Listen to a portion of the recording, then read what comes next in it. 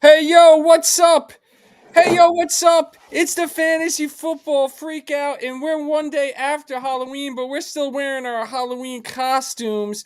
I got my 90s mixtape, and I'm with my man. This is Saratoga Slim, also known as Dad Rap, and I'm with my man Chris Adamo, and we're here today to talk about fantasy football, week 9 in the NFL. But first off, how are you doing today, Chris? Oh, I'm feeling good. I've eaten too much candy from Halloween, but I have the craziest block in Miami. If you can't tell, I'm like a weird version of Mike McDaniel. Um, Two people and their kid decided to come as Toy Story on our block, and they got actual horses and rode them around the block and went trick or treating. How ridiculous is that? How old were these kids? Well, the parents are like 50 years old and their kid's like 10, and they're riding the horses around doing trick or treating. The kids were so the 10-year-old kids are riding horses. With the two parents, all dressed up as like Woody and like the wife from Toy Story. So the parents and the kids, you're telling me, the parents and the kids were both on the same horse? I don't get Three it. horses, three horses, one kid, two parents, three horses. Yes. Have you ever seen a horse trick or treating for I've Halloween? never seen a horse trick or treating. I've seen horses. It is the Breeders' Cup. I do want to say happy Breeders' Cup Friday to everyone out there, all the Racing Dudes fans. Hopefully, people did good with their bets. The Bob Baffert exacta in the juvenile today. You always tell me to just bet on Bob Baffert, right? Every Every time time. we bet horses, right, Chris? You just say bet Baffert. What are you doing? I don't know why we're ever not betting that guy. He always wins. Yes, his exacta today paid pretty nicely. I think the horse that won was like 15-1. It was one of his longer shots, and yeah, it was ridiculous. So yes, the Bob Baffert exacta today in the Breeders' Cup Juvenile was the bet. That's why I stopped reporting because I interviewed Bob Baffert once, and it went horrible. Tell us more. Yeah, so oh boy. Okay, so I interviewed Bob Baffert. Check this out. And it was right after his horse won the Kentucky Derby during the pandemic in September of 2020. So I did this article for the Racing Dudes about how the time that this horse ran was his name was Authentic. It's a horse. I remember that. But the horse's race was not authentic at all because he ran like the best fractions. I did this whole article about the history of the Kentucky Derby and the best race that had been running since 1972 when they started doing Kentucky Derby speed figures and Right. stuff. And I was like, this was the most ridiculous race. So anyway, they got in touch with me. His wife, Jill Baffert, calls me up. Actually got in touch with the Racing Dude and said, what's this article about?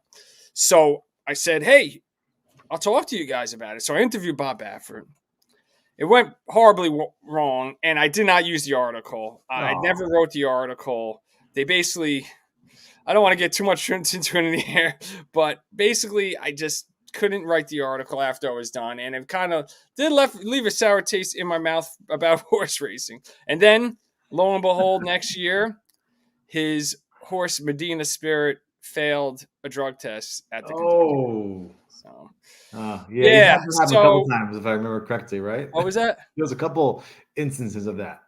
He had instances, yes. So today, Breeders' Cup, two horses is 1-2 ranked 1-2 in the biggest race. So this is the biggest race for 2-year-old horses in the whole world on dirt, basically. And his two horses came 1-2. So congratulations, Mr. Bob Baffert, on the exacta in the big race today at the Breeders' Cup. But we're not talking about the Breeders' Cup. We're talking about football. But before we get into that, I also want to talk about this team right here. The Yankees broke my heart this week. Right now, I was worried. This is me. This is I maybe I jinx. Maybe I jinx the Yankees. You're like, game 6, we're gonna miss it again. I kept on saying to myself, "Oh, they're up 5-0." I'm like, "Oh my lord!" Friday night, I'm gonna do the show. It's gonna be 3 weeks in a row that I did a show during the Yankees ALCS or World Series, And they lost and each time. I was like, well, no, they won the first time, Oh. and then they lost the second time, and then I was like, well, this is going to be it. This is going to be the third time that they that I'm going to have to do a show during the Yankees. But fifth inning, it went horribly wrong. What did you think about that game, Chris? Oh, it's just heartbreaking. I had a practice day with my 5-year-old son and all of his friends, and we practiced two-hand catches for like 15 minutes. And they all watched the tape, and they're like, "Yeah, he made a mistake, right, coach?" I'm like, "Yeah, he did, and he'll never do it again." Oh, maybe he will, but it's amazing how these ball players don't use two hands. I don't get it. I'll tell you this. I mean, you would hit 100 balls straight at Aaron Judge there, right? He'd catch all 100 of them. I Right. swear. I just, it's a little league mistake to take your eye off the ball, look at the runner while you're trying to catch the ball. We all know that. Anyone's ever played baseball, and then obviously not covering first base by Cole was just another little league error that you see kids playing when they're 13 years old. They make plays like that, running. You see the pitcher run the first base. You learn that very early. After T-ball, that's one of the first things. If you're pitching and the ball is hit to the first baseman, you got to run the first base as hard as you can. And I don't know. I mean, I just don't know what happened. So that inning was probably one of the worst innings I've seen in my Yankee history. I've been watching the Yankees since the mid '80s. Damn. I think the only two things that could be worse was when Mariano threw it away in the 2001 World Series, and I attended the bloody sock game 6, with our friend Chris Long. Chris Long, if you had to, what up? So I I attended one of the worst games, the bloody sock game, and then they lost Game 7. The Red Sox came back down 3-0 in the 2004 LCS. But this inning 5 was as bad as both of those in my mind. Yeah, it's kind of inexcusable. So, well, you know what? The Dodgers have played really good baseball despite having like awful pitching. So, go figure. Oh, well, go figure. That's it for baseball and the Breeders' Cup. If you guys have any questions, any start sit questions for this week, hit us up in the chat, in the comments. We're going to be going through all your different questions today. So before we get into the games that are coming up this week, we're going to take a look back at last night's game. So we talked a little bit about the baseball game on Wednesday night. We're going to talk about the football game last night, Thursday Night Football. Another one of my teams, the New York Jets, were triumphant after being down 7-0 at the half after having one of the worst plays of the year. Another boneheaded play by the rookie Mikole. Oh my God, I can't pronounce his first name. Nikolai Corey, right? Yes. Malachi. Malachi Corey. Why do these players always do this? It happens like every year. Someone does this. Yeah, I guess he was really excited to score a touchdown. But yeah, I mean, he is a rookie. That was only his second rushing attempt of the year, and Corey just dropped the ball at the goal line. I mean, I kind of looked like he was in for like a second, but it was such a bad play that I think they just kind of were like, nah, this can't be. Lesson. Yeah.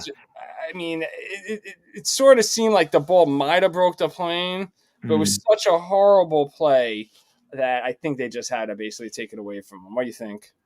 Yeah, I mean, it was totally like teaching him a lesson. I just kind of wonder, like, do you think the Jets? I mean, they didn't look good, but the Houston looked terrible. I don't know what was happening with Houston. Their line is a mess, missing 2 of the receivers. Mixon's a beast. Should have kept feeding that guy. I couldn't stop him. I don't know why they stopped giving him the ball. It's a very strange game. I kind of turned it off after a while. I was like bored. It was the most boring first half ever. Well, the first half was horrible, and and I was just really down at the halftime with Malachi Corley. Just really was got me down, and the team did not look good. But they came out in the second half. Aaron Rodgers just kept on throwing the ball to Garrett Wilson and Davante Adams, as I have here on the screen here. Both of them had big games, 2 touchdowns for Garrett Wilson. The catch of the year. I think so. One of the best catches I've seen in a long time. People comparing it to the Odell Beckham catch. The New Yorkers.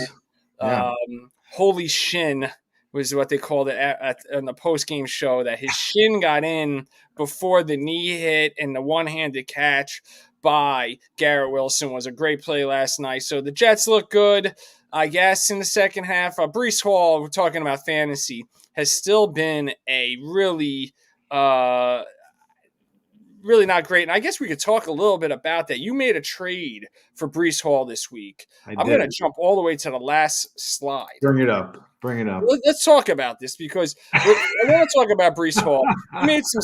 You made some trades this week, and I'm not really happy with Brees Hall. I've had him all year. I think I should just trade him.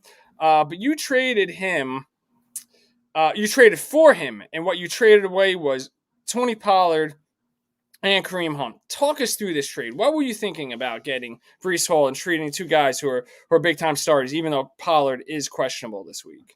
Yeah, I just thought, I wanted to have a really solid lineup, and those two guys are my flexes. Hunt may lose touches if Pacheco ever comes back. I don't know when. He may not come back for a long time. He may not even play a lot, but I'm worried about it. And Pollard is on the Titans, and they're just terrible. So I figured I'd be the best shot to have a really amazing flex if I had Brees Hall there. So that was what I was thinking. Totally. Yeah, I mean, I think Pacheco, they said there was some good news about Pacheco this week that Andy Reid came back and said that he's working out at least. And, obviously, yeah, Hunt is going to lose work once Pacheco comes back. So Hunt may only have, a few more weeks. He won't be a playoff once you get into your fantasy playoffs. Hunt might not be the starter anymore. I got Pacheco still in my IR in this league, so I'm hoping he gets back sooner than later. Tony Pollard. He's injured, but I think he will play this week. I mean, he did miss. I think he missed all. I think he did not practice at all this week. Nothing. He hasn't gotten on the field at all. They're saying some strange foot thing, but nothing on the foot. So maybe it's just like a rest thing for the guy. Maybe he had some old injury all year and just kind of like nagging. But I bet he plays. Unless if he doesn't play, we're gonna get Chestnut. I can't have something like Joey Chestnut. I hear the name. Joey Chestnut. No, his name. I know. I want to say Joey Chestnut because that's the name of the hot dog eating guy that we all know, right? Yes. But if this is your pickup of the night, the guy has the name of the night, Julius Chestnut. I picked him up. This guy has an awesome name. He has a real running back name. So you can just see Julius Chestnut. I want to see him get 20 touches this week. I'll start. I mean, I don't think it's the worst idea ever to maybe get Julius Chestnut in your lineups. I mean, the Patriots, I know they're not the greatest. This is a pretty rough game, though. Patriots are 2-6 at the Tennessee Titans that are 1-6. So they're 3-12 combined, these two teams. So, sometimes you see just a messy game where it's a really low under and over, only 38. So there might be I think that might be the lowest one of the week, actually, looking at the list. That's the lowest I've heard almost all year, I think. So that's really low. A really, really two bad teams. So you hate having any type of bet in a game where you got two bad teams like this, right? Yeah. But back to Brees Hall, I'm concerned. I don't know about you guys. I'm really concerned about him. I kind of like, don't know if the trade's going to be probably working out for me if he keeps getting like limited amounts of touches. I mean, he had like 15 carries for 90, something like that.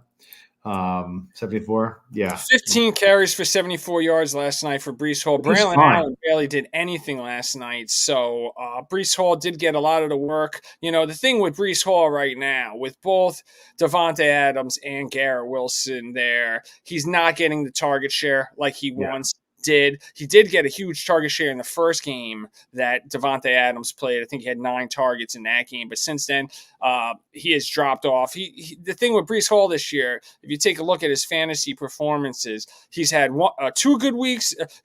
2 bad weeks, 2 good weeks, 2 bad weeks, 2 good weeks. So he just really can't string along. And when he's bad, he's been really bad. So last night got 10 points in fantasy. So when you picked him with the second pick overall, the third pick overall, you really weren't hoping that in week 9 at home against Houston, he's getting you 10 points. You're hoping more is going to happen from him, but he's just not the focal point of the offense. No.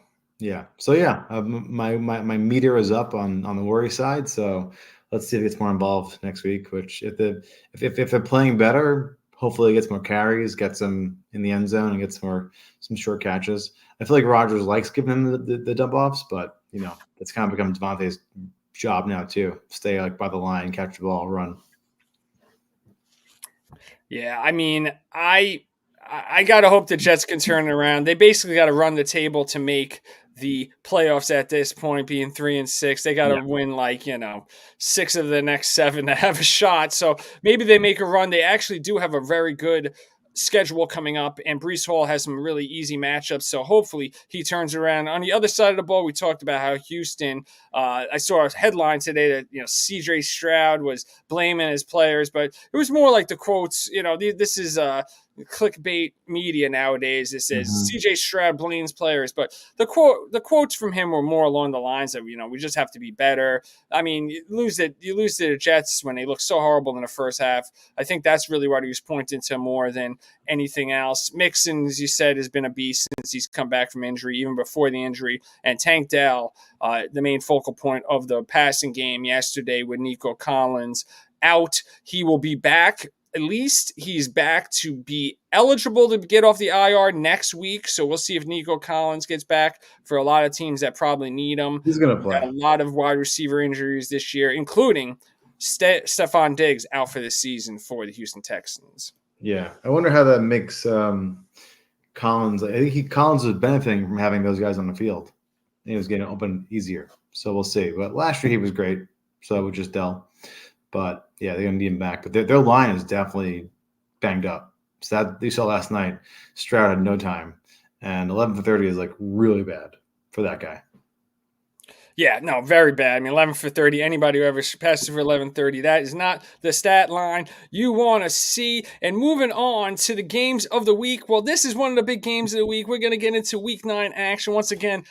I'm Saratoga Slim at Dad Rap Music. I'm a rapping dad, and I'm a 90s mixtape. That was my Halloween costume. I don't know how long I'm going to wear this thing, but, it looks pretty good. So I guess I'll just roll with like it. And I'm with my man, Chris Adamo. Chris, tell everybody a little bit about yourself, because I don't know if everyone out there knows, about what you do and why I'm on this call with you. Well, I've known Mike for more than 20 years from college. We were college housemates in the same fraternity. I played baseball my whole life till into college. And then I got into the startup world and I've invested in a lot of cool companies, a lot of them in the sports social world. So I've been playing fantasy with some high-level leagues for the last 20 years, very deep into it. This year I have about 10 leagues. So I do a lot of fun, great groups. I like to coordinate folks to get together and talk football pretty much all the time. I think out of 10, I'm in first place. Out of 8 of those 10 are in first place this year. What? So I'm a good year. Yeah. This is the guy we need to talk to about football teams. If he's in 10 leagues and he's in first in 80%. It's pretty good. Dude, I draft a lot of the same players. So usually every year I draft a lot of the same players, all teams. Man. So this year it worked out. We're in 2 leagues. I mean, both those leagues, my teams are doing pretty well. Oh, yeah. No, I'm very impressed with your teams, and this guy works the clock. I mean, works the trade phones around the clock. You're just like constantly making trade offers, and that's your. I think you're just very persistent in getting the guys you want when you trade, right? I mean, you have to really make it make sense for the other team. It's the big thing. Like talk to them, text them, see what they want to get out of this trade, and make it make sense. All the trades I make, the teams that I'm trading for usually have huge holes. So when you're doing well and you have extra guys that you can part with, that's when you can get sort of an edge on those 2-for-1 trades. 1-to-1 is always kind of strange. It's like who wins those? Usually no one. They're kind of like, unless you needed to fill a hole at running back, a receiver, a tight end. And I found that like the quarterback trading has been so strange. Like no one values quarterbacks at all. Even when you have the best guy in the league, they're like, I'll give you some average guy for him because there's so many decent ones out there to fill up spots. So that's been strange this year. Getting a quarterback as a trade is just like very hard. And I made a trade today though I traded Daniels for Waddle, which is probably bad value, but no one else wanted to trade anyone for a quarterback. It's very interesting to see that. You traded Jaden Daniels? I did. And you got Waddle. Jalen Waddle back? Yeah. That's it? That's it. That's all I can get. I talked to every manager. No one wanted him. They all wanted to give it crap. Um, Well, I guess right now it's Jaden Daniels' value is down, and it's a good time to talk about Jaden Daniels as we are talking about there we the go. game this week. A perfect segue into Commanders 6-2 at the 2-6 Giants. I mean, these two teams, divisional NFC East rivals. This game is a 44.5 under and over. The Washington Redskins are a 4-point favorite on the road, and Jaden Daniels is good to go. He does not have an injury designation with this rib injury last week. Really bailed out fantasy wise with the play of the year. If maybe That was the wild. Garrett Wilson catch was the catch of the year, the play of the year so far has been the Jaden Daniels Hail Mary to end the game last week. Amazing, had a ball tipped right into his receiver's hand to end in his hands to end the game. So, I mean, maybe Jaden Daniels' value is down right now, and that's why you just couldn't get it I because don't people are think worried it's about the ribs. I have no idea.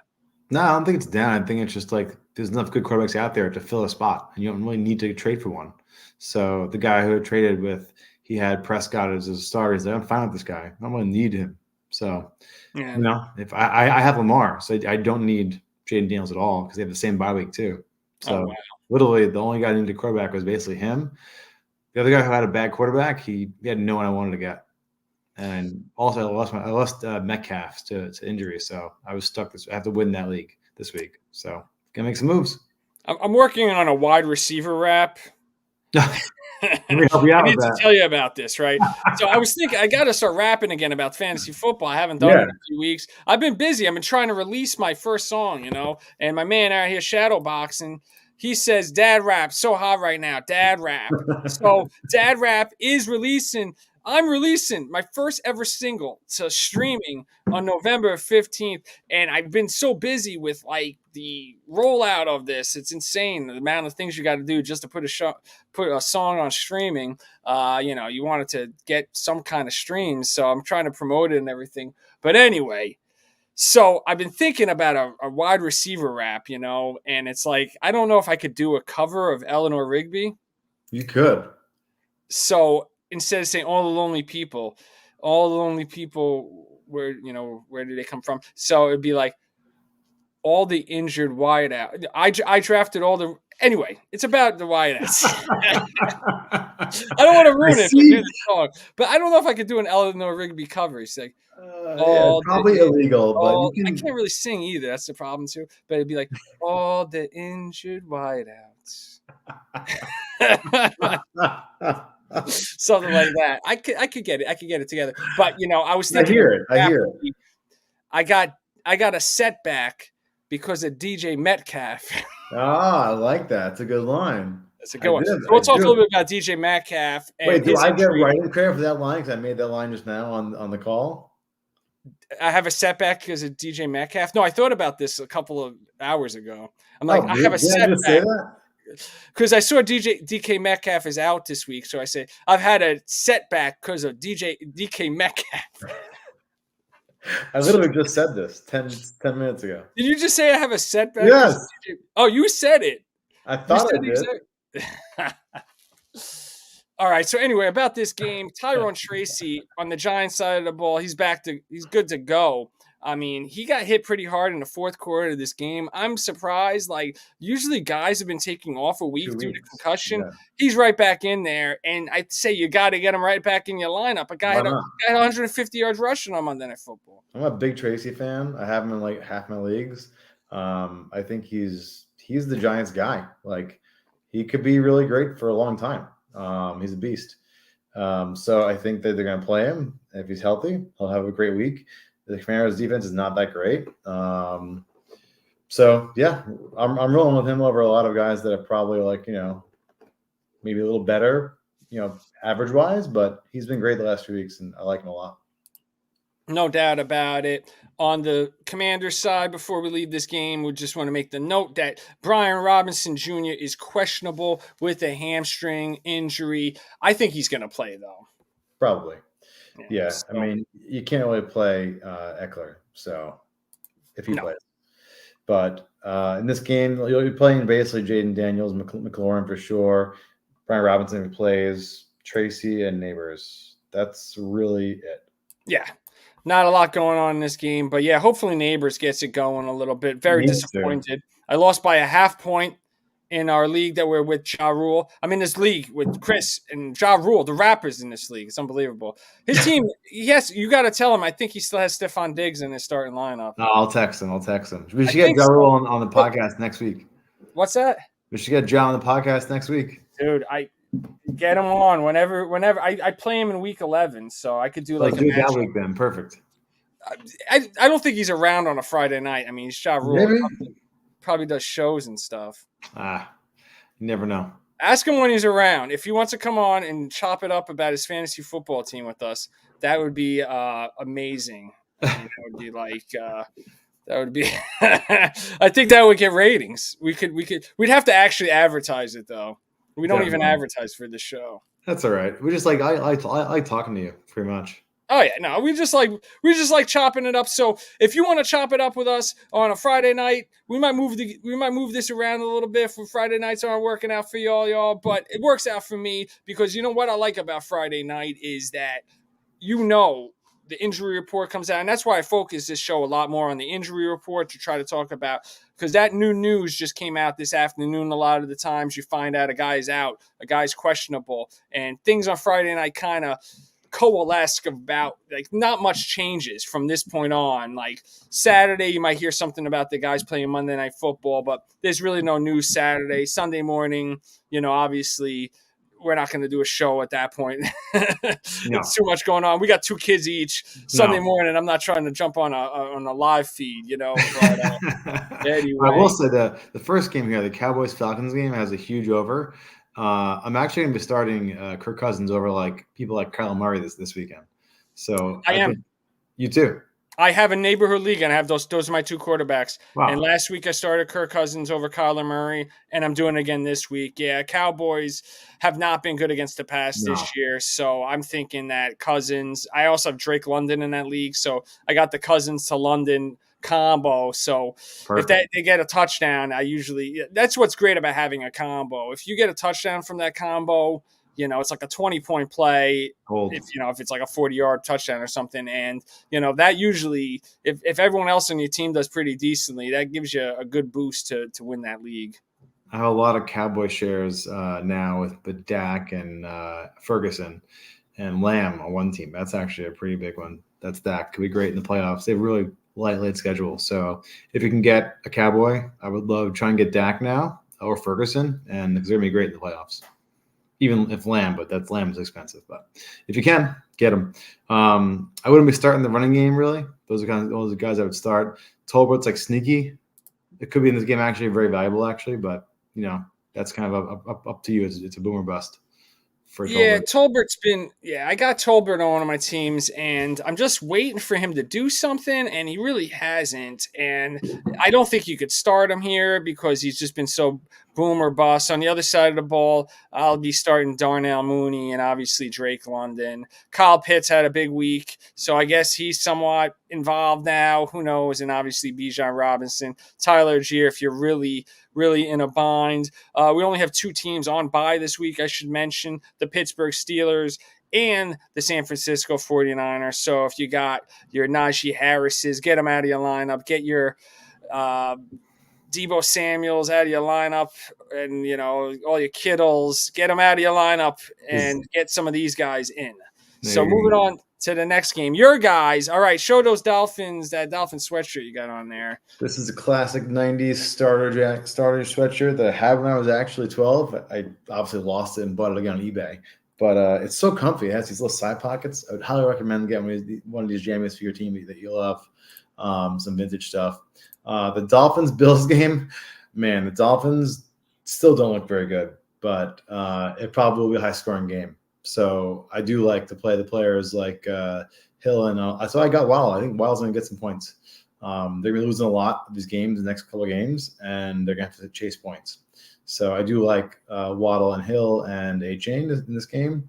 2 may be surprising, if you need a player to start a QB, still wait and see on him, but it could be okay. On the Bills side, I really like Shakir. I think he's been like a guy that gets points in these games because Now they have Amari taking some attention away from him, and I think that he's finally getting open a bit more, and he's going to probably be solid the rest of the way. So if you're a Shakir owner, I would get him in this game. I think he has a good chance to get some points. Cook's been good. I like Cook, obviously. He had a great game last week, and he had a big game early in the season, but he's like a bit boomer bust every time. Josh Allen's probably to blame for that. But if he gets a lot of the balls and then they're winning by a lot, he may score a bunch of points. So I like those players. Kincaid, I'm kind of like on the fence on. I feel like he's always just a letdown. Even when he has a nice game, it's like 15 points. So if you have better T, maybe swap out for him.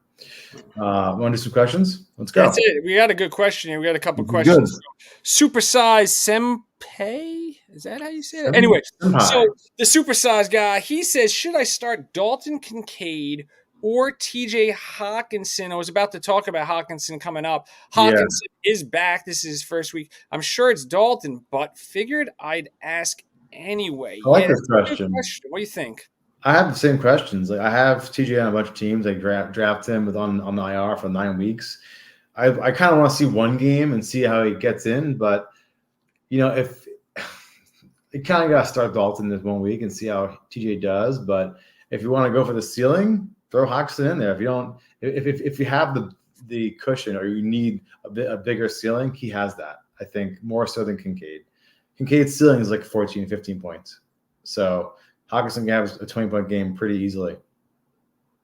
Yeah, it just matters how much Sam Darnold wants to rely on him. Sam Darnold obviously hasn't been the quarterback for him coming into this year. Right. So they have not completed one catch, but together. But somebody says David H. Kraft. We know this guy Hawk. 1,000%. I like it. This Kincaid is a dart throw. Yeah, I mean, I've been a little upset about Kincaid also. I drafted him in our Ja Rule League, and he's been disappointing. I have him and Tucker Kraft, and actually I'm starting both of them. That's how bad my team has gotten. Wow. I need to make a trade. I need to make a trade badly. I need to see one more week. I got Tank Bigsby as my starting running back. Oof. I'm in bad shape. I should do something. I offered you a trade if you recall. I know. I can't trade Kyron Williams, man. It's you could have for like two like running 3 running backs. Kyron Williams could have 35 points any week. Not too many guys in the league you could say that's rare. That's a rare game, but okay.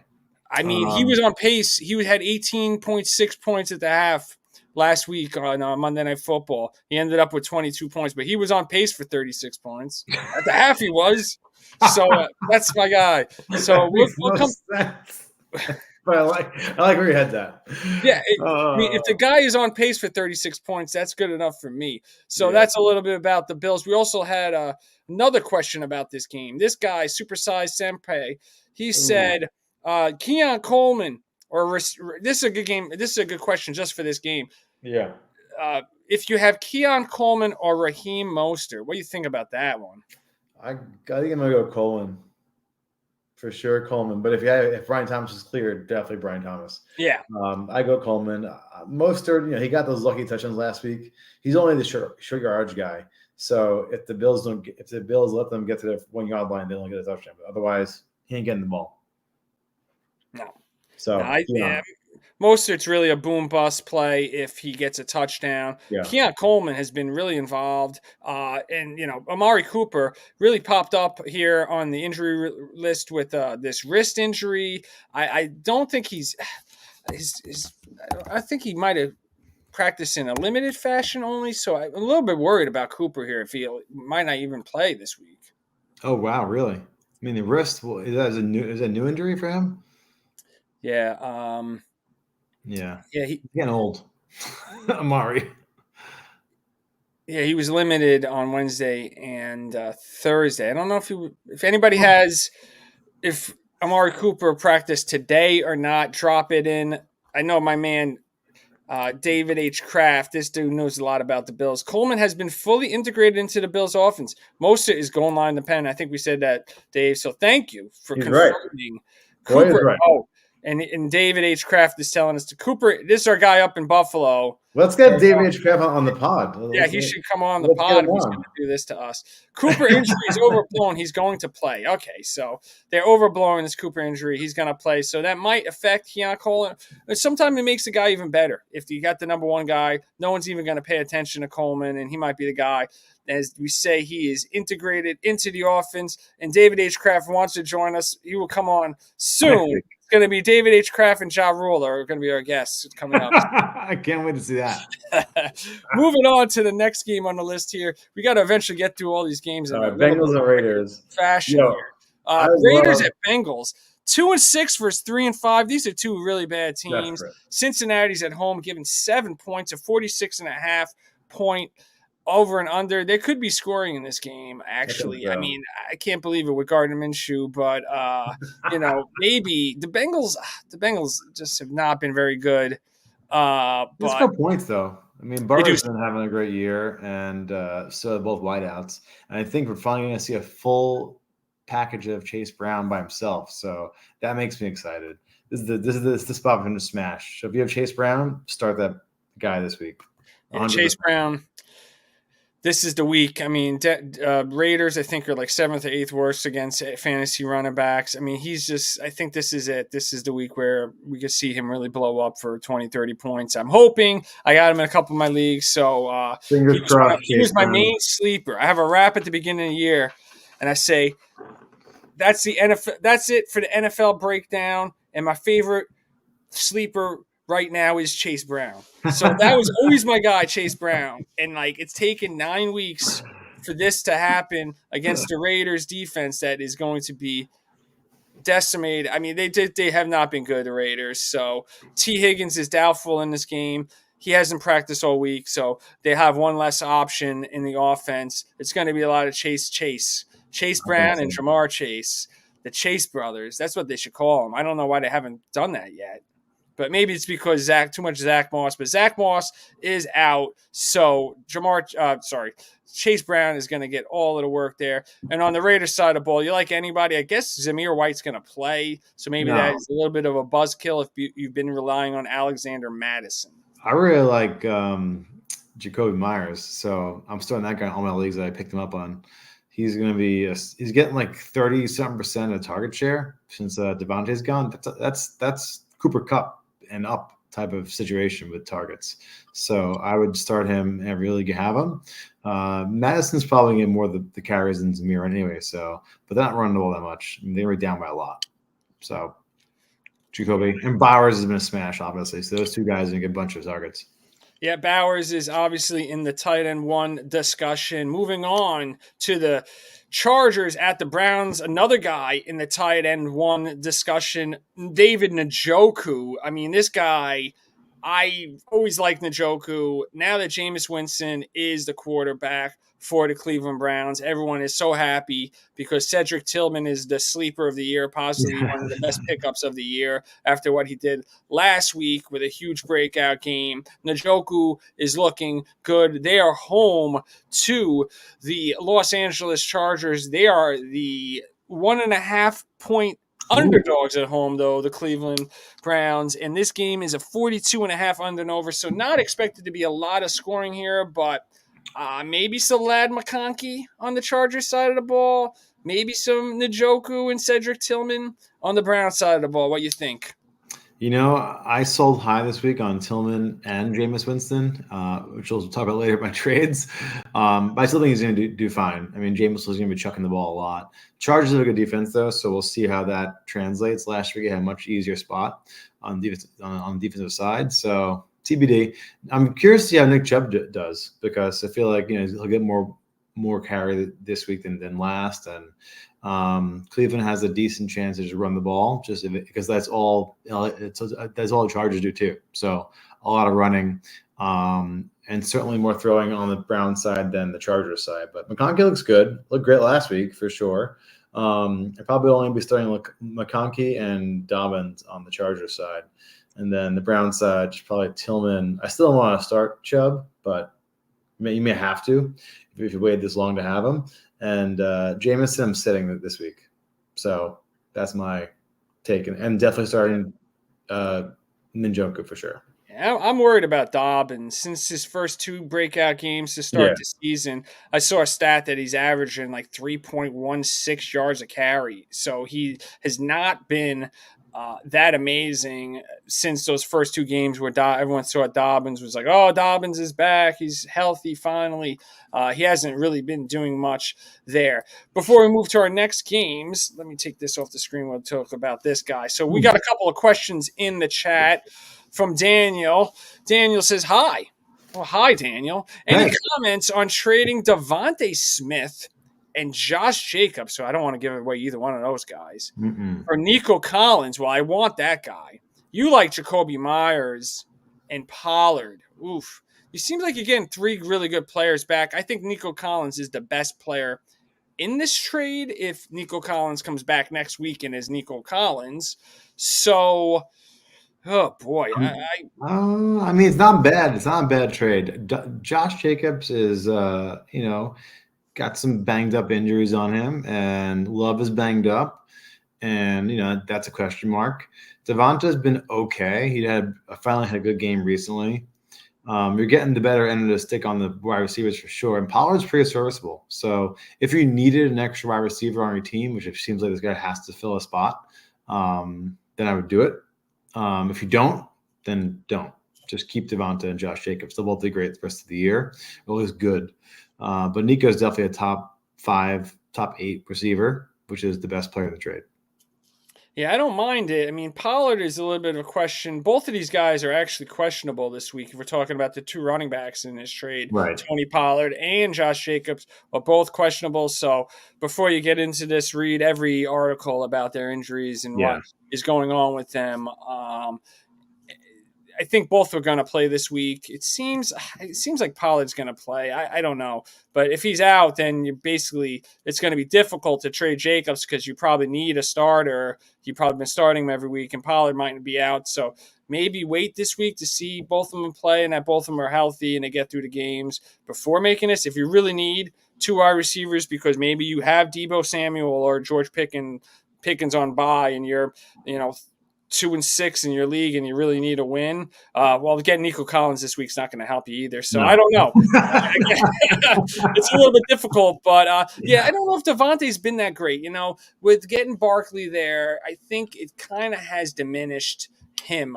And also Dallas Goedert is out this week. We'll see if he comes back next week. Devontae Smith in his career really thrives. Very glaring stats that Devontae Smith has been much better without Goddard there. So if Devontae Smith has another big week and you see that Goddard's coming back, maybe that's a good time to sell high on Devontae Smith. And moving along to a game that we've been talking about and a guy we've been talking about, Tony Pollard, questionable with this foot injury. They're playing at home. The 1-6 Titans home to the 2-6 New England Patriots. These are the 2 worst teams in football, possibly by the record. Tennessee is a 3.5-point favorite at home. Wow. Drake May questionable with a concussion. He's not playing. He's practiced all 3 days in a limited fashion, Drake May. Will Levis is also questionable with this shoulder injury. I don't think that really matters. Mason Rudolph might be the better starting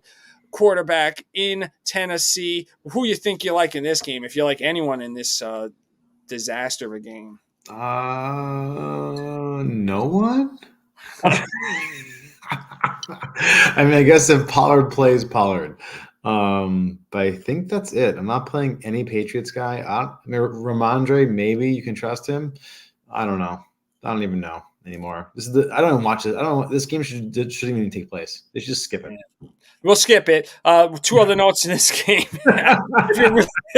This is really digging deep in the barrel here, but I think both Antonio Gibson and Jalen Polk both are going to be back this game. Yeah, no one's playing those guys. If you really care, if you're really digging deep on like a 14-team league and you got to pick up Antonio Gibson, maybe you should rethink your life, because I really thought Antonio Gibson was going to be good this year. This is how messed up I am in the head, and I mean, like, what was I thinking? Well, there was that one report where they benched Ramondre, did not be a starter, and they brought Gibson in because he fumbled. They gave Gibson like 4 carries, and that was it. And then It was such a bait and switch. But Good that week luck. I actually traded away Gibson and Trey Sermon in some crazy league, and I got back McBride because he was struggling. And Oh my God. the person had Jonathan Taylor and they had Ramondre, and they both were hurt. Or Oh, one was because you demoted, wanted one was hurt, and they must have freaked out. And they said, "Sure." I said, "Okay." I see. couldn't hit. I couldn't I couldn't hit accept fast enough. You are just, I mean, this guy is the best fantasy football trader. I've played, not trader as in like, Benedict Arnold, a trader, but making trades in fantasy football. This guy, Chris Adamo, I've never seen him. I've been in a lot of leagues with a lot of different people over many years, and I've never seen a guy make more trades and just keep on trading until he gets a team of all studs. And it happens every year, so he's really great at it. Another note about this Patriots Titans game, we talked about it way too long. Great streaming fantasy defenses this week. Oh Yeah, yeah, I think so. With the 38 under and over, both defenses are in play. Even though the Titans gave up a lot of points last week, I still think they're a decent defense at home, and especially if Jacoby Brissett is playing for the Patriots. Moving along to a game which is a little bit more excitement. Not really. Oh my God. If you combine these four teams here, the first four teams on the screen, the Patriots, Titans, Saints, 6 and wins. Panthers have combined for 6 wins and 13-25 losses. Ouch. They're 6-25 combined, these four teams. That's How yeah. At horrible is least the that? Saints have decent, like with Carr back, they're much more interesting team. So Yes. I'm getting Kamara, and this is a smash Kamara spot. Like he's gonna have Oh, yeah. like 30 points, guaranteed. I still don't like Olave. I don't know. The guy just is like disappeared. Not sure what happened to that guy. Yeah, this is the week. If the Saints don't do it this week with Carr back, Olave is going to get a lot of action. Obviously, with Rashid Shaheed out for the year. And I got a question for you. If I'm talking start or sit, all right. Yep. In our beta league, in our fraternity league, I have right now in my starting tight end, because the Panthers are so bad. You know who I'm going to say? Oh, Taysom, baby. Taysom Hill is my starting tight This end. is probably his week to shine. And I'm starting him over Hunter Henry. I mean, maybe That's I'm wrong fine. by this. No, What do you think? no. I think that you start Taysom for the upside. Yeah. But it's funny. Also, Hunter Henry's kind of the same guy. He also has those big games. But I think this is if it's going to happen, this is the week's going to happen. Yeah, I mean, that's the thing. You think it could be, this is when you think like, oh my God, this is going to be a Kamara smash week. He's going to have 3 touchdowns. And that's the week that Taysom Hill gets 2 rushing touchdowns. You're like, what Exactly. the hell? And, so like, I think I'm like, oh, I'm the slick guy. I'm going to start Taysom Hill this week. I'm so smart. And like, he'll get 2 catches for 12 yards and 2 catches for 8 yards. And you'll end up with like 2.5 points or something. Be like, what the hell, But like, then I'll have him on my bench. I'll start Hunter Henry. Hunter Henry will have like 3 catches for 30 yards, and Taysom Hill will go off for 2 touchdowns. So it's like you don't know. You just don't know. But the Panthers suck so bad. Like I mean, New Orleans on the road here, 7-point favorites on the road. Bryce Young is starting.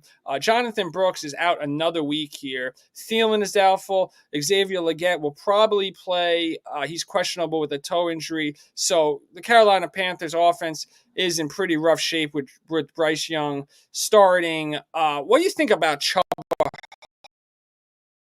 Hubbard this week? Chuba Hubbard, I think he'll be the only person that you possibly could start on the offense. So, if you need him, he probably is your flex. You probably got to start him. They're going to have to give the ball to him. Bryce Young looks just awful back there. So I think he's the guy. If you're going to start anybody, he'll get you 10 points. If that's what you need, then you start Chuba. He's not going to get you 30. So that's RB1's out of the question. No, I understand. We're going to keep on moving along here. And here's a team here. I think we had a question from a man here, Supersize. He said, should I start Bo Nix or Kyler Murray? Wow. Yeah, so this is a little bit over the top here. I got to go with Kyler Murray here. I mean, I know Bo Nix, they played last week against Carolina. Yeah. It wasn't like anybody versus Carolina would look good, So I know the Ravens' pass defense has not been good. It's not that crazy of a question. And it isn't, but I think it depends on what your scoring is. If your scoring is a 6-point touchdown per quarterback throw, I would go with Bo Nix. If it's a 4-point one, go with Kyler. That's my answer. Oh, all right. I'm gonna stick with you. You're the guy who's in first place in 8 of your 10 leagues. So I'm just gonna stick with that. So what was the question again? I just had it up on the screen. Knicks or Kyler. So okay, Knicks in a 6-point, 4-point it's Kyler. All Yeah. right. So we'll talk about Knicks here. I mean, I'm worried about starting or even relying on Cortland Sutton in this game. I can't Really? understand this guy Cortland Sutton. He's good. Okay, here's a question. Here's another start sit for me. Go ahead. Cortland Sutton or Chuba Hubbard? Sutton. Wow. Because listen, Bo Nix has been throwing the ball a lot. They've been chasing points the whole game, and Sutton's his guy. And now I think Bo Nix is getting more confident throwing the ball deep, so it could be a big game for Sutton. He's had a lot of good games for a guy that's on an awful team. He had 3 bad games and 3 good games. So I think it's 4 good games. So I think it'll be a good game this week for him. I mean, he had 0 targets in a game like 2 weeks Yeah, ago. well, I know. No, that's just sometimes it happens. Every other game he's had like 11, 9, 12. Those are some big numbers with targets.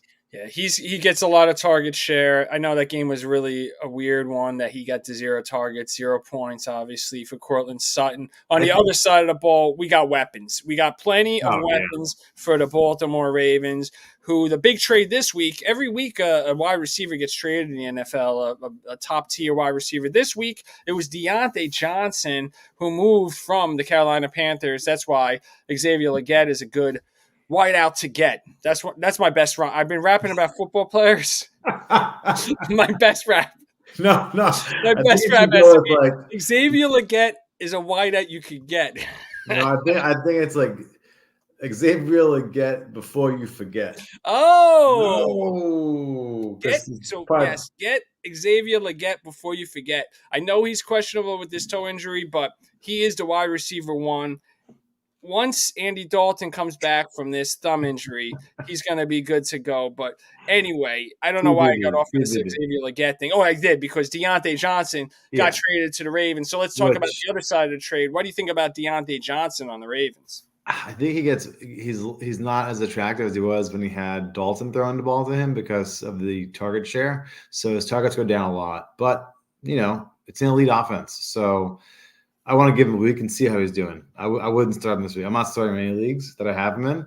I have him in like 4 leagues. But I want to see if he does okay. I mean, Flowers has been good. He's been his guy. Andrews is back apparently, which is we lost him for 5 weeks. Now he's getting every game a touchdown. Henry gets the ball 20-something times. So, there's a lot of mounds and then Lamar runs eight times a game. So it's not that many balls to go to Deontay, but he's a guy that gets the ball and he can create. So, I'd say just wait a week. But next week, maybe if he does well this week, throw him in the lineup. No doubt about it. Obviously, for the Ravens, you're starting Lamar Jackson. He's back at practice Friday. Gave everyone the number 1 quarterback this year in fantasy football has been Lamar Jackson. Gave everybody a little bit of a scare when he missed practice this week with his back and knee injuries. He was out of practice on Wednesday and Thursday. He returned to practice today. I saw basically 6 press releases today that they say he's playing. I kept on getting alerts on my phone like, Lamar Jackson is playing this week. Do not freak out. So do not freak out. This is the Fantasy Football Friday Freak Out. My name is Saratoga Slim, at Dad Rap Music. I'm with my man Chris Adamo. So don't freak out on Friday night.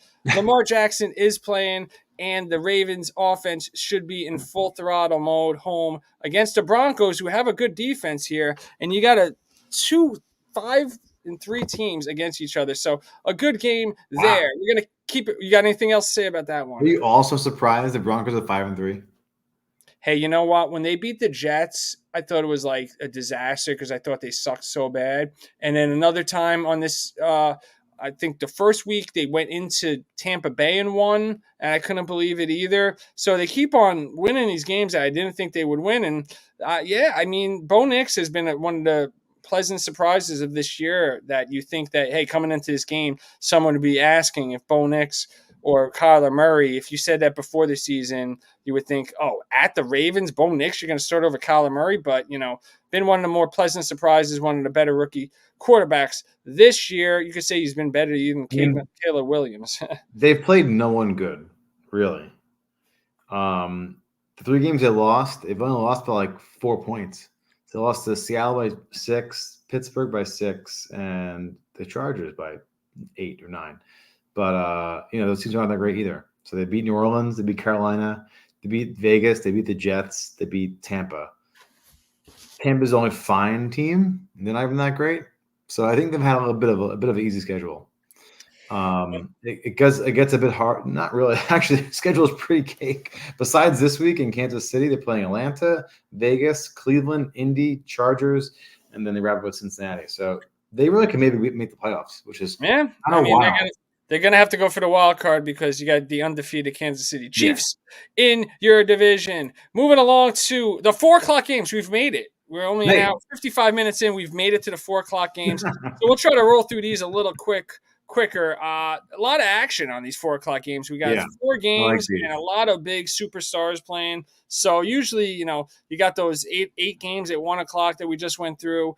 And these 4 games, you got some superstars. Obviously, the Eagles are coming with Hurts, Barkley, and A.J. Brown and Devontae Smith home against the Jaguars. I mean, they're gonna destroy them probably. And it's just like it's a total crapshoot because Jalen Hurts had 3 rushing touchdowns last week and had a monster game. Took that all away from Barkley, and A.J. Brown didn't have a big week either because of that. So I have Hurts and AJ Brown on my team, and I'm like, I didn't really love that. I'd rather not see a Saquon Barkley rushing touchdown when you have Hurts, but there's going to be a lot of scoring. They're going to blow them out. Jaguars have been horrible. I don't think you can really trust. I feel this is the thing when you think about fantasy football. A lot of people don't talk enough about game script and how that's going to affect the outcome of this game, but I mean, the Jaguars, they might get into a point where, you think, oh, they're down, they're going to be passing a lot. Brian Thomas plays as a game time decision. Oh, he's going to get so many catches in the second half. But sometimes you go on the road and these teams don't even do anything, even when they're down by 25 points. Yeah. I'm not playing Etienne if he's playing. And if he is playing, Bigsby is probably going to get half the amount of work. So I don't love that. And every down, chasing points, not great for running backs. Brian Thomas is the only guy who can start in that league if he plays.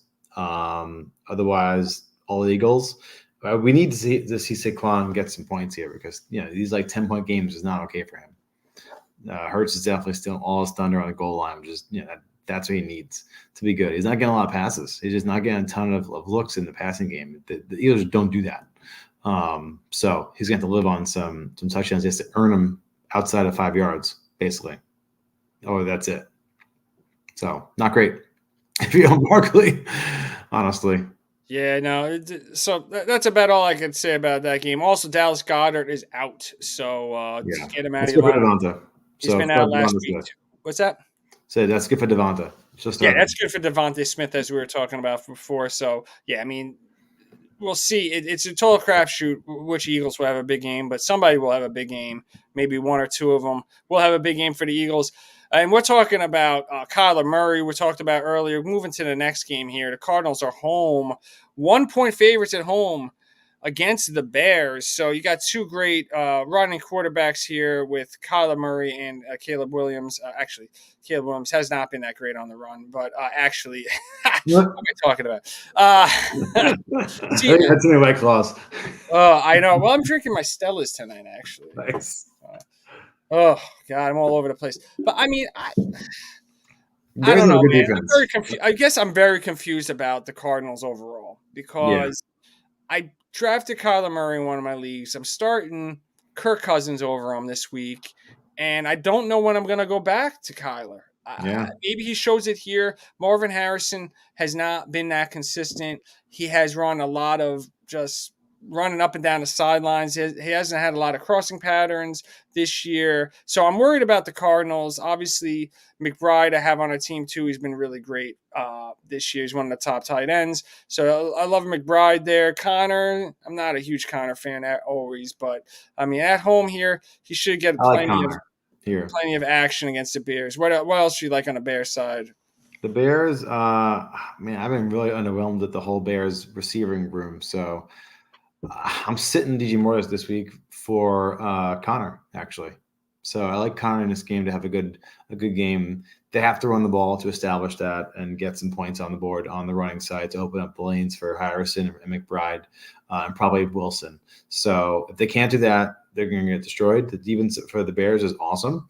So Kyle's going to have a rough game, I think. So I think all Connor on the Cardinals side. I'm sitting Meyer in most of my leagues for people who are a little higher upside on bigger points games. Like I like Cousins over Murray. I like Knicks over Murray. I like maybe even like Winston over Murray. Debatable. I like Flacco over Murray. Wow. Which is crazy, right? And it's the craziest to say those things, but like I think those guys have better upside than Murray has this game. Yeah, the Bears defense is tough, so Kyler Murray, start with caution here. Yeah. Moving along to a very high-scoring game. 49 points is the over and under, which I think is kind of low for a game of this magnitude. You got the 6-1 Lions against the 6-2 Packers. Actually, there is rain in the forecast for this game. So that's one thing to be aware of. Also, the other thing to be aware of that could hold the under and over down is Jordan Love is questionable with this groin injury. He heard it last week in the game. Josh Jacobs also questionable with this ankle injury. I think Josh Jacobs plays. Jordan Love, I think, will play also. They're both banged up. They're home. The Lions have looked awesome all year long. Goff has been getting the job done. His two running backs, both super studs this year, Jahmyr Gibbs and David Montgomery. Love those guys. Yeah, you're starting all your Lions. The wet field's not good for having guys who are hurt. So if Love and Jacobs do play, they may get hurt again, or they may not be great because they're a little tender, which is not good. So I think the Lions win this game, even though it's on the road. Don't love the outdoor conditions for that game. Laporta was alive last week. Thank the Lord. Someone gave him the ball again. I know everyone's probably banged up with that guy not getting any points this year. So again, James Slim's out again, which is good for Laporta. He gets the ball a little more than Jameson with him not on the field, which is good. And starting the running backs, and of course, Amon-Ra has been just good. He's just a solid player. If you look in the next slide, I traded for Amon-Ra and Montgomery, so which is a kind of a good lead in there. But we can wrap up the last game before we go to that game. Okay, so we also have the Sunday night and football and Monday night games. I don't know if we go through every game. This is the best way. I got time. You got time. All right. So we could jump to the trade. Okay, so let's jump straight to the trade since we're talking about this. So you got a trade. You traded. Okay, so you got Anthony Richardson in this deal, which is a throwaway. We knew he was done by the time this trade happened. Okay. Yeah. So you got Richardson back. You traded. You got Montgomery and Amon-Ra St. Brown. Right. Wow, that's great. Yeah, I thought it was a great trade. I mean, we also knew the news that Deontay had traded to Baltimore, so the guy was like he wanted Winston and Tillman and Aaron Jones. And then when Deontay got traded, he's like, I'll take Deontay. And he was happy to give away Amon-Ra and Montgomery. So this guy's team was like a mess. He only had three guys who were good. And basically, it was a two-part trade, as you see here. It was the same team, both trades. So this guy got back. Okay. So he has now Pollard, Hunt, Jones. So three starting running backs. Three good running backs. Yeah. Tillman. No. Yeah. Okay, Tillman, so he has Johnson Tillman as a and starting receivers. Deontay and Winston. So he has like a full starting team here. They gave him a full team back. He lost his quarterback because they took out Rich and put in Flacco. I picked up Flacco before this even happened. So I had Flacco already. My God. Yeah. You got to play some games with people sometimes. This guy, if you want to make a trade, he's the guy to figure it out for you. Another guy that, I don't know how you do it, man. I just don't know how you do it. But You did a good job there. So that's the Lions at the Packers. Another game that should be high scoring is the Rams against the Seahawks. I think this game could be explosive here, but on the Seahawks side of the ball, DK Metcalf is out with a knee. Noah Fant, the tight end, is also out with a knee injury. Another knee injury. All three of these guys got knee injuries in this game. Puka Nacua. Man.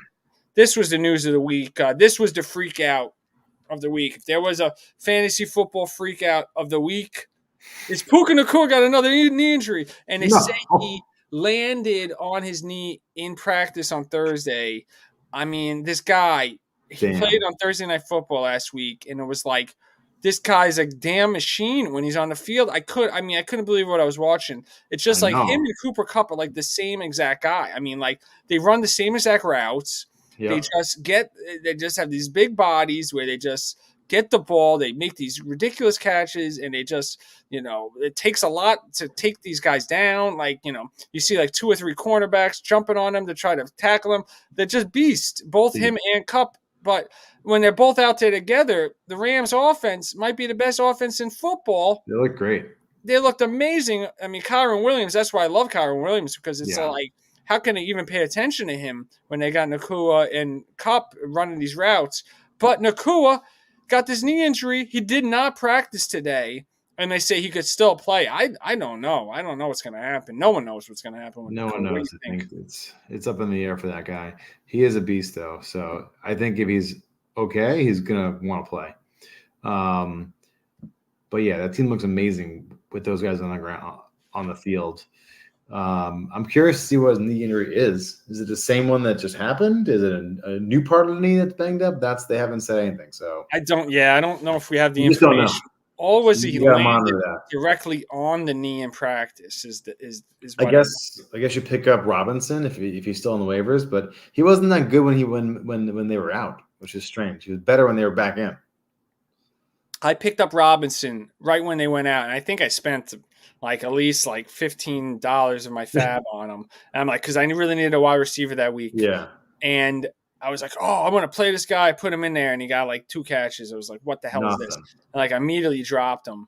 I think I held on to him like one more week, and he did the same thing, like 2 catches. So there's just certain guys, that they get the opportunity to be number one wideouts, and they're just not number one wideouts. They do much better in complementary roles. This is a guy, Demarcus Robinson, who had 2 touchdowns on Thursday Night Football in the second half, both in the second half. That was what I was talking about. Kyren Williams is on track for 36 points, and he only had 4 points in the second half.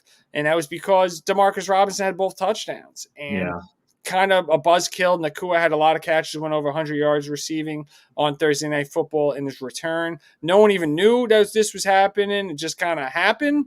And I know a guy in our league, my man Matthew Engelman, we call him Flounder. He had Nacua on the bench, and he was in our group meet chat, like, cursing that he didn't start Nacua, and we're like, dude, if Nacua starts, you start him. You picked him in the top 15 players. Right. Like if you got a guy, like I'm not benching Breece Hall. Like I picked him. Well, to his credit, they didn't say he was starting to I know right before the game. So, well, he knew, but it's tough. He did know. It is tough. I mean, I think there's a lot of people. I saw like memes online about Nacua and people that didn't start him, and it was like a big running joke.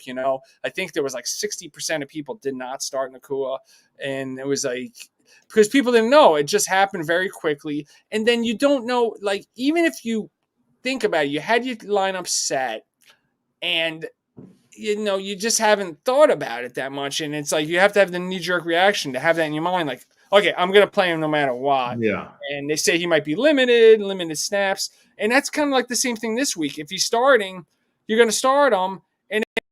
It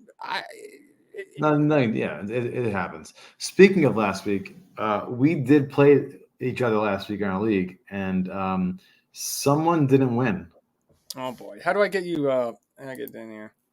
Oh, yeah, you killed me, man. I mean, this is why I was upset, because you traded for CeeDee Lamb, and you got 39.6 points, right? You got it on the Yep. screen here. I know I should have done a screenshot of it. I wasn't going to do a screenshot of our match. So we did talk about the match last week. Yeah, We did play. it was a rough one for you. A We were both 149 5 and and one 2 to 16.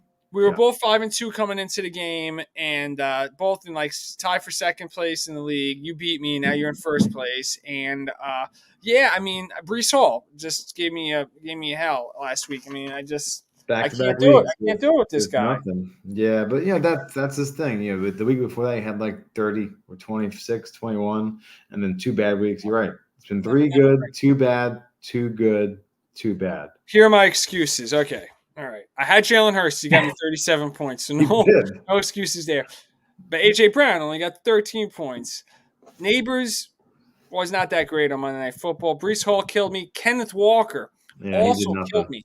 I mean, that was really tough. I mean, Buffalo went into Seattle and destroyed them, and Kenneth Walker never got involved with the game. I mean, it was just very difficult, that game. I had Hunter Henry did nothing. I know Chuba Hubbard would do nothing. So, yeah, I mean, that's on me. Like, I didn't have good guys. That's all right. And that was it, right? Last week, I asked you this question. Should I start Cortland Sutton or Chuba Hubbard? Sutton had 17 points and Hubbard had 9. So right. It wouldn't have mattered. I mean, I had 149, so I know. I'm just saying, like, these are the things that could make a difference in these games. As we move along to our Sunday Night Football game, the Colts at the Vikings. Now, this was supposed to be a decent game at some point, I think people were thinking, but, we didn't think that Joe Flacco to Josh Downs would be one of the biggest combos coming into this week. I think this is a good game. I mean, Flacco is a really good quarterback on the Colts for some reason. I don't know where he's found this like fountain of youth from, but he's been really good when he starts. So this is probably going to be a very high scoring game as well. Yeah, I think it should be fun on Sunday Night Football. You got a lot of stars in this game, obviously. Jonathan Taylor is back now for the Colts.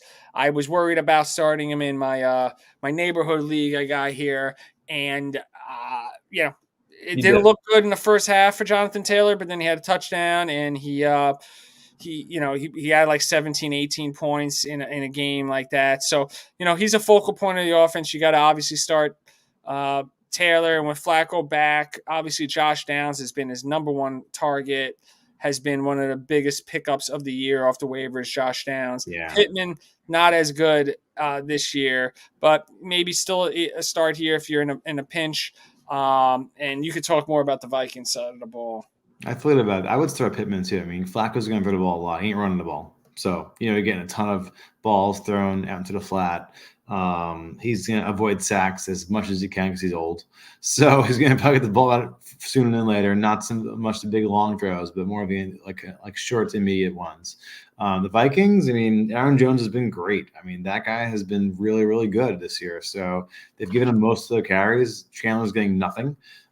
He has the total line share of the carries, so he's getting him all the goal line too and all the catches. I like him a lot. If he stays healthy, he's going to be great the rest of the year. Hopefully Sam Darnold isn't a pumpkin again, but I think he'll get the ball out to Jefferson at the very least. I don't quite want to trust Hawkinson yet, so I think it's just Aaron Jones and Jefferson. Addison's been a ghost. I'm not sure why he's not getting the ball, but he's been kind of ignored. They've been hitting Naylor, I think, more than Addison, which is strange. But I guess we'll see what happens. Yeah, I mean, Addison had his chance here. With Hawkinson out, you thought Addison would get the ball, and he got hurt.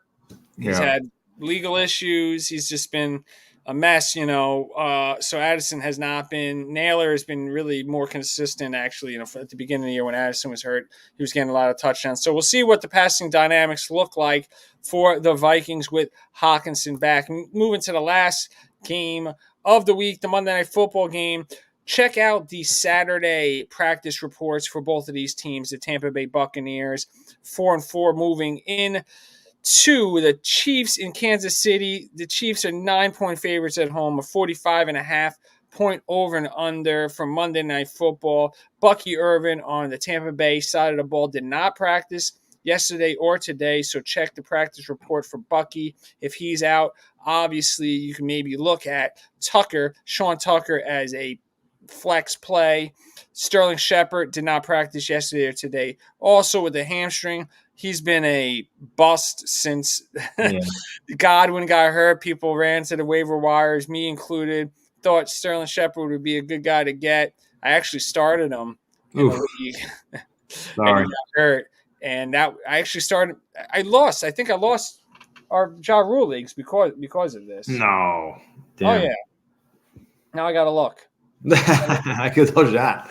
Yeah, the Bucks receivers. I'm not sure who's going to be the guy there. No one really shined last week. The rookie McMillan looked not that great. He got a couple, 8 targets, but didn't really look very good. And Trey is not that great either. So yeah, Otten got what a beast of a game he had last game. He's probably gonna be the guy there this week as well. So I start Otten. If Bucky Irving doesn't play, you could roll the dice with either Tucker or White. I think White will get more of the work than Tucker, so I'll go White. And Mayfield finds a way to be good. So he's just slinger. He's the guy that everyone thinks he's like trash, but he's actually pretty good. So I would start him again. Although Chiefs defense is very good, so temper the upside there. But it'll probably be a game of back and forth. No doubt about it. I lost this week by half a point in the Ja Rule League because I started Sterling Shepard at my flex. He got 4.8 points, and I had T. Higgins was out, so I had to make a decision. Right. And it was either him or Dalton Kincaid, and Kincaid had 9 more points than him. So wow, I would have probably lost by half a Kincaid over Shepard. Yeah, it sounds really easy now. But even then, Shepard was always who knows? It was like I had this like fantasy that like Sterling Shepard was going to come in. And I think I said this. You could look at the videotape from last week. I was like, oh, Shepard's going to be like like Godwin, and he's going to have like 8 catches for 80 yards and a touchdown. This is like me thinking Sterling Shepard is like, the Sterling Shepard that was on the Giants like 5 years ago. So Sterling Shepard, you could drop him at this point. I think so. With this hamstring injury, it's probably going to linger for a while. And you get these older receivers that got hamstring injuries, they could linger. And another guy on the other side of the ball, Juju Smith-Schuster, is another veteran wide receiver with a hamstring injury that didn't practice yesterday or today. So Juju, possibly another guy that you might want to drop because DeAndre Hopkins is taking over the number 1 role for the Kansas City Chiefs. Hunt was a full participant today at practice with a quad injury, so Kareem Hunt should be good to go. And as we talked about earlier in the program, good news for Pacheco. Looks like he may be back in the next month. I don't know. So that would cut into Hunt. But on the Chiefs side of the ball, Kelsey on prime time is usually like where it happens, where he has his big games. So Monday Night Football, Travis Kelce, I think, is going to really show out in this game. Yeah, I start Kelce. I think Hunt's going to be great. Hunt's going to be great until he's sharing the ball with Pacheco, which may never happen. So start those 2 guys. And then DeAndre Hopkins is going to have a decent game. He has like a week off to get maybe acclimated, but who knows? I don't know. Nobody knows. Nobody knows. Worthy could be good too. He's been scoring touchdowns, so he's a touchdown bust guy. He'll get you probably 10 points. So we started early because you needed to go. You got a big bike ride in the morning, so I'm going to let you go. Okay. But before you go, I got to play my song. All right. So everybody out there, at Dad Rap Music is where you follow me. I got my 90s mixtape because I'm kicking it old school. I'm bringing back old school rap, the 90s rap that everyone loves. At least if you're 45 years old and you listen to rap in the 90s, you love. Like me. So I have a new song. It's my first single that I'm ever putting out on streaming. It's the first song that I've published. I actually have 2 songs. That Dad Life is a song that I've played on this show a few times over. My video is out on YouTube. But this video is for my new song called The Car Aisle. So It's not the greatest title for a song, I'll be honest with you, because it's tough to say. That's one thing that's holding back this single from becoming the number one hit in our country. But it's very personal. Tell me why. What's the story behind this song? So we were shopping for cars? Okay, so this is it. Like, my son loves Matchbox. Oh, okay. Hot Wheels. Okay. And he's difficult. I think all boys are pretty difficult. Oh, yeah. And, you gotta bribe your kids. And I don't like I'm making these songs. This whole dad rap thing is about we're all in this together, and we shouldn't feel bad about these things. Like, no. I think so many things when you go on Instagram and you see, oh, my kid doesn't eat, he's a picky eater, and you see these things like, oh, you could do this, and you could be eating broccoli next week. It's like, this is not reality. Like, I try so hard, like, just to get my kid to eat chicken nuggets. It's like, it's difficult enough. So when your kid is out and you got to run errands, what are you going to do? You're going to tell them, if you're good, we're going to go to Target and you're going to get some Hot Wheels. Yeah, I like it. You Right? could have named it an homage to Jay-Z and called it Cars, Cars, Cars, Cars. I don't want to get sued. So I'm actually, I think like this song's going to get big and like, oh, someone's going to be like, oh my God, I'm going to sue him. If like Jay-Z sued me, it would be like, That'd be pretty amazing. Remember our buddy got sued by, who sued Smitty? Oh my God, it was Diddy. No, you know what? They came out with a Biggie versus Sinatra thing. Right. And I think it was the Sinatra people that got in touch with them. Was it? Yeah. Okay. I think the Biggie camp was okay with it because it was like a mixtape, so that was a great mixtape. That was like top-notch like production. Shout out to my producer, one of my producers, Smitty. They produced my first. It was actually my second album. Well, my first album was Homegrown. I think it was 20 years ago. My first album was Homegrown 2000. Talking about 24 years ago. So, and then my second album was in 2007. Shout out to DJ Capel and Smitty. They produced that album for me. But this song, I produced myself. Ooh. I'm actually making beats now and everything. So I'm ready. I'm 100% dad rap, 100% spec. That was my old rap name. You knew them. You knew me as that. So that's PEC. So we're gonna finish off the show with the sneak peek of the car aisle. It's going to be dropping on streaming, Spotify, Apple Music, Amazon Music, 2 weeks from today, November 15th. I have a clip of it on my Instagram at Dad Rap Music. I'm going to be putting it out on all my socials. So here it is. We're going to leave you on this note. I'm going to pull ourselves out of here, and we'll see you guys next week for the Friday Football Freakout. I'm Saratoga Slim, Dad Rap. My man Chris, say goodbye to everybody, buddy. Yo. See y'all next week. All right.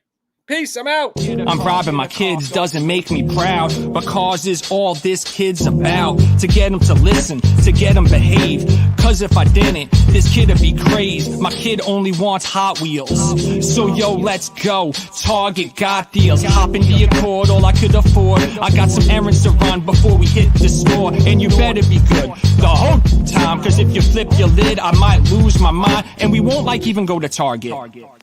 Cause it's our last stop, you can get Matchbox, that's the magic word, he's been a good boy, the errands are done, now you get a toy, you get a toy, you get a toy, you've been a good boy, now you get a toy. I'm robbing my kids with these Hot Wheels, with these Matchbox, in the car aisle, like you were good at school, now you get a car, you ate up all your food, now you get a car, you cleaned up your room, now you get a car, you get a car, you get a car.